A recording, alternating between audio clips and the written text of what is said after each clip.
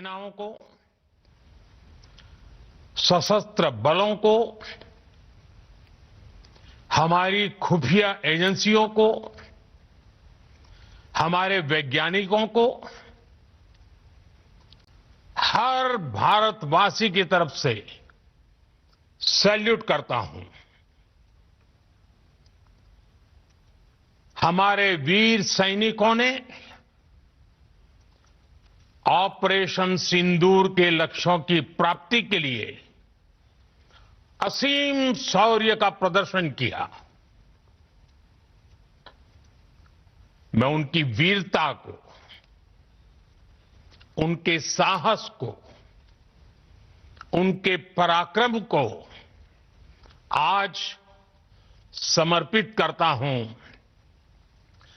हमारे देश की हर माता को, देश की हर बहन को और देश की हर बेटी को ये पराक्रम समर्पित करता हूं।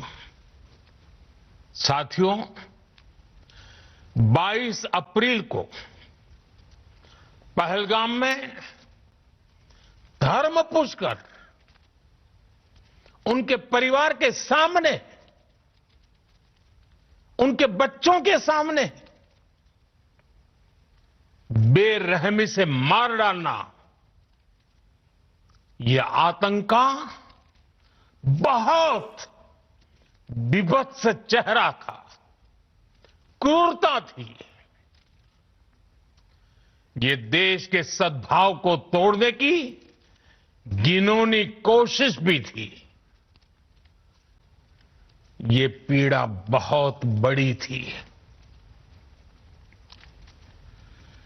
इस आतंकी हमले के बाद सारा राष्ट्र, हर नागरिक, हर समाज, हर राजनीतिक दल एक स्वर में आतंक के खिलाफ कड़ी कार्रवाई के लिए उठ खड़ा हुआ। हमने आतंकवादियों को मिट्टी में मिलाने के लिए भारत की सेनाओं को पूरी छूट दे दी और आज हर आतंकी, आतंक का हर संगठन जान चुका है कि हमारी बहनों बेटियों के माथे से सिंदूर हटाने का अंजाम क्या होता है। साथियों, ऑपरेशन सिंदूर ये सिर्फ नाम नहीं है, ये देश के कोटि कोटि लोगों की भावनाओं का प्रतिबिंब है। ऑपरेशन सिंदूर न्याय की अखंड प्रतिज्ञा है।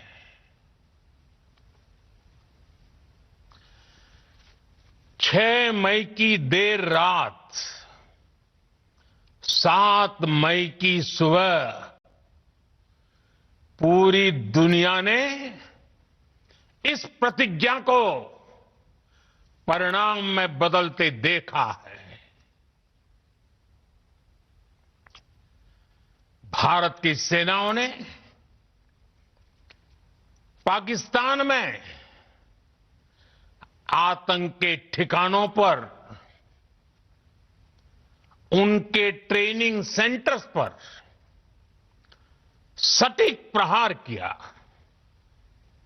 आतंकियों ने सपने में भी नहीं सोचा था कि भारत इतना बड़ा फैसला ले सकता। जब देश एकजुट होता है, नेशन फर्स्ट की भावना से भरा होता है, राष्ट्र सर्वोपरि होता है, तो फौलादी फैसले लिए जाते हैं, परिणाम लाकर दिखाए जाते हैं। जब पाकिस्तान में आतंक के अड्डों पर भारत की मिसाइलों ने हमला बोला, भारत के ड्रोन्स ने हमला बोला, तो आतंकी संगठनों की इमारतें नहीं, बल्कि उनका हौसला भी थर्रा गया। बहावलपुर और मुरिद के जैसे आतंकी ठिकाने एक प्रकार से ग्लोबल टेररिज्म की यूनिवर्सिटीज रही है। दुनिया में कहीं पर भी जो बड़े आतंकी हमले हुए हैं, चाहे 9/11 हो, चाहे लंदन ट्यूब बॉम्बिंग हो, या भारत में दशकों से जो बड़े बड़े आतंकी हमले हुए हैं, उन सब के तार कहीं ना कहीं आतंक के इन्हीं ठिकानों से जुड़ते रहे हैं। आतंकियों ने हमारी बहनों का सिंदूर उजाड़ा था, इसलिए भारत ने आतंक के ये हेडक्वार्टर्स उजाड़ दिए। भारत के इन हमलों में 100 से अधिक खूंखार आतंकवादियों को मौत के घाट उतारा गया है। आतंक के बहुत सारे आका बीते 2.5-3 दशकों से खुलेआम पाकिस्तान में घूम रहे थे,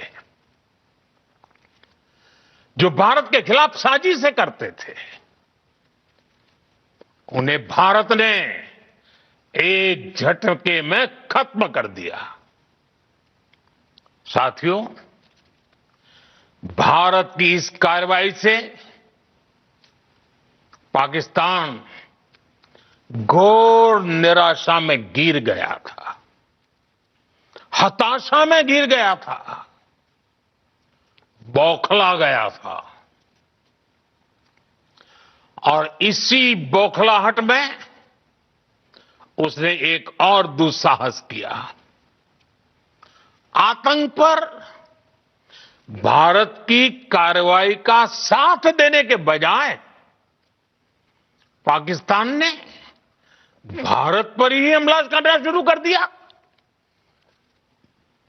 पाकिस्तान ने हमारे स्कूलों, कॉलेजों को, गुरुद्वारों को, मंदिरों को, सामान्य नागरिकों के घरों को निशाना बनाया। पाकिस्तान ने हमारे सैन्य ठिकानों को निशाना बनाया। लेकिन इसमें भी पाकिस्तान खुद बेनकाब हो गया। दुनिया ने देखा कि कैसे पाकिस्तान के ड्रोन्स, पाकिस्तान की मिसाइलें भारत के सामने तिनके की तरह बिखर गई। भारत के सशक्त एयर डिफेंस सिस्टम ने उन्हें आसमान में ही नष्ट कर दिया। पाकिस्तान की तैयारी सीमा पर वार की थी, लेकिन भारत ने पाकिस्तान के सीने पर वार कर दिया। भारत के ड्रोन्स, भारत की मिसाइलों ने सटीकता के साथ हमला किया। पाकिस्तानी वायुसेना के नुकसान पहुंचाया, जिस पर पाकिस्तान को बहुत घमंड था। भारत ने पहले 3 दिनों में ही पाकिस्तान को इतना तबाह कर दिया जिसका उसे अंदाजा भी नहीं था। इसलिए भारत की आक्रामक कार्रवाई के बाद पाकिस्तान बचने के रास्ते खोजने लगा। पाकिस्तान दुनिया भर में के लिए गुहार लगा रहा था और बुरी तरह पीटने के बाद इसी मजबूरी में 10 मई की दोपहर को पाकिस्तानी सेना ने हमारे डीजीएमओ को संपर्क किया। तब तक हम आतंकवाद के इंफ्रास्ट्रक्चर को बड़े पैमाने पर तबाह कर चुके थे। आतंकियों को मौत के घाट उतार दिया गया था। पाकिस्तान के सीने में बसाए गए आतंक के अड्डों को हमने खंडहर बना दिया था। इसलिए जब पाकिस्तान की तरफ से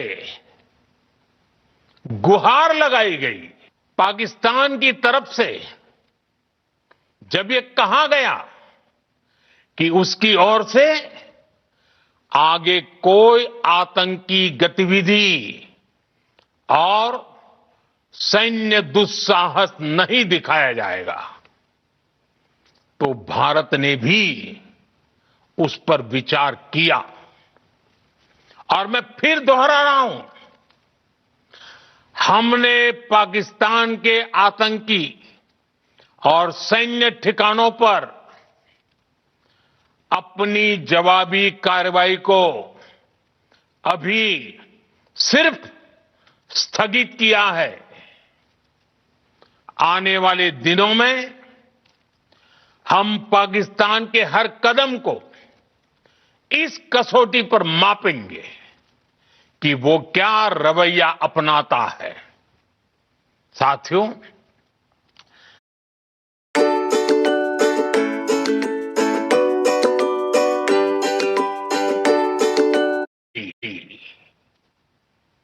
हमारी border security force BSF, Bharat के अर्धसैनिक बल लगातार अलर्ट पर है। सर्जिकल स्ट्राइक और एयर स्ट्राइक के बाद अब ऑपरेशन सिंदूर आतंक के खिलाफ भारत की नीति है। ऑपरेशन सिंदूर ने आतंक के खिलाफ लड़ाई में एक नई लकीर खींच दी है। एक नया पैमाना, न्यू नॉर्मल तय कर दिया है। पहला, भारत पर आतंकी हमला हुआ तो मुंह तोड़ जवाब दिया जाएगा। हम अपने तरीके से, अपनी शर्तों पर जवाब देकर रहेंगे। हर उस जगह जाकर कठोर कार्रवाई करेंगे जहां से आतंक की जड़ें निकलती हैं। दूसरा, कोई भी न्यूक्लियर ब्लैकमेल भारत नहीं सहेगा। न्यूक्लियर ब्लैकमेल की आड़ में पनप रहे आतंकी ठिकानों पर भारत सटीक और निर्णायक प्रहार करेगा। तीसरा, हम आतंक की सरपरस्त सरकार और आतंक के आकाओं को अलग अलग नहीं देखेंगे। ऑपरेशन सिंदूर के दौरान दुनिया ने पाकिस्तान का वो घिनौना सच फिर देखा है, जब मारे गए आतंकियों को विदाई देने पाकिस्तानी सेना के बड़े बड़े अफसर उमड़ पड़े। स्टेट स्पॉन्सर्ड टेररिज्म का ये बहुत बड़ा सबूत है। हम भारत और अपने नागरिकों को किसी भी खतरे से बचाने के लिए लगातार निर्णायक कदम उठाते रहेंगे। साथियों, युद्ध के मैदान पर हमने हर बार पाकिस्तान को धूल चटाई है और इस बार ऑपरेशन सिंदूर ने नया आयाम जोड़ा है।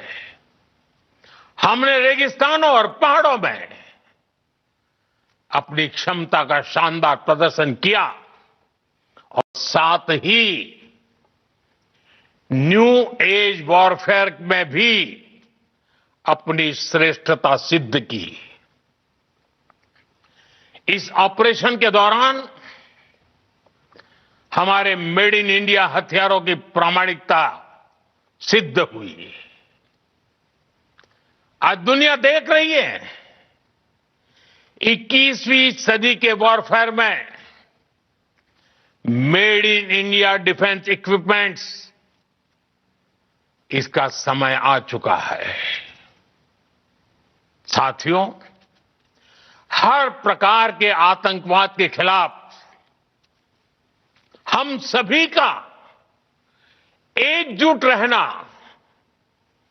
हमारी एकता हमारी सबसे बड़ी शक्ति है। निश्चित तौर पर ये युग युद्ध का नहीं है, लेकिन ये युग आतंकवाद का भी नहीं है। टेररिज्म के खिलाफ जीरो टॉलरेंस, ये एक बेहतर दुनिया की गारंटी है। साथियों, पाकिस्तानी फौज, पाकिस्तान की सरकार जिस तरह आतंकवाद को खाद पानी दे रहे हैं, वो एक दिन पाकिस्तान को ही समाप्त कर देगा।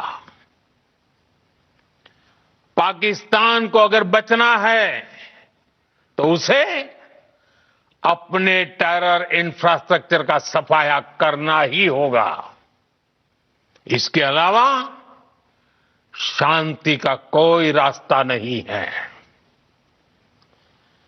भारत का मत एकदम स्पष्ट है। टेरर और टॉप एक साथ नहीं हो सकते। टेरर और ट्रेड एक साथ नहीं चल सकते और पानी और खून भी एक साथ नहीं बह सकता। मैं आज विश्व समुदाय को भी कहूंगा, हमारी घोषित नीति रही है, अगर पाकिस्तान से बात होगी तो टेररिज्म पर ही होगी। अगर पाकिस्तान से बात होगी तो पाक ऑक्युपाइड कश्मीर, पीओके, उस पर ही होगी। प्रिय देशवासियों, आज बुद्ध पूर्णिमा है। भगवान बुद्ध ने हमें शांति का रास्ता दिखाया है। शांति का मार्ग भी शक्ति से होकर जाता है। मानवता शांति और समृद्धि की तरफ बढ़े, हर भारतीय शांति से जी सके, विकसित भारत के सपने को पूरा कर सके, इसके लिए भारत का शक्तिशाली होना बहुत जरूरी है और आवश्यकता पड़ने पर इस शक्ति का इस्तेमाल भी जरूरी है। और पिछले कुछ दिनों में भारत ने यही किया है। मैं एक बार फिर भारत की सेना और सशस्त्र बलों को सैल्यूट करता हूं। हम भारतवासी के हौसले, हर भारतवासी का एकजुटता का शपथ, संकल्प, मैं उसे नमन करता हूं। बहुत बहुत धन्यवाद। भारत माता की जय। भारत माता की जय। भारत माता की जय।